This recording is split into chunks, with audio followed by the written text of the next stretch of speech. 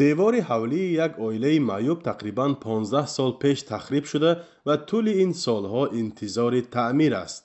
ин оила дар ҷамоати исфисори ноҳияи Бобоҷон Ғафуров, дуюмин калонтарин ноҳияи Тоҷикистон зиндагӣ мекунанд.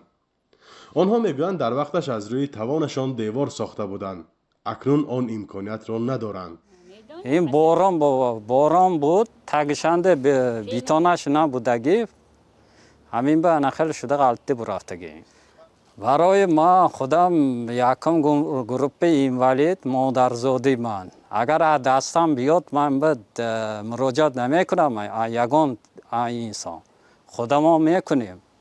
инҷа нест, ёрдамчи нест, толки давлатро нигоҳ мекунам, якай танхо ба ҳамин давлат пурсидусам ман. олимҷони 50 сола бо модари 75 солааш ҳарду дар рӯйхати маъюбону эҳтиёҷмандон ҳастанд. бо ин вуҷуд модар ба ҳайси боғбону фаррош дар ҳукумати ноҳия кор мекунад ва дар маҷмӯъ модару писар ҳудуди 2000 сомонӣ моҳона доранд. вале барои сохтани девор атрофи 5000 сомонӣ лозим будааст. онҳо ҳадди ақал 10 бор ба ҳукумати маҳаллӣ, вилоятӣ ва додстонӣ муроҷиат карданд, вале то ин вақт мушкилашон ҳал нашудааст. ноҳия раисаш мана 8 апреланда инҷо омад, инҷо вай карда, ҳама дид, гуфт ки нагуфт, баяша нагуфт. 22 рӯз гузашт, ман унҷо бо рафтам, қачан мешад гуфта, гап назад.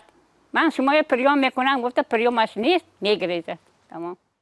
дар ҷавоби мактуби онҳо ҳукумати маҳаллӣ навиштаанд ки дар буҷа чунин маблағ надоранд ва дар сурати пайдо шудани соҳибкорони хайрхоҳ деворашонро навсозӣ мекунанд. вазъи риққатбори як оилаи маъюб дар ҳолест ки рӯзи 6 май аз сӯи вакилони маҷлиси намояндагон палати поёнии парлумони Тоҷикистон қонуни ҳимоят аз маъюбон қабул шуд. лоиҳаи қонуни нав ки давоми 2 соли ахир аз сӯи мақомот ва ҷомеаи шаҳрвандӣ таҳия шуд, давлатро вазифадор мекунад ки маъюбонро бо таҳсил, кор, ҷубронпулӣ ва дигар имтиёзҳои иҷтимоӣ таъмин кунад. фарзо муҳаммадӣ, радиои озодӣ, ноҳияи Бобоҷон Ғафуров.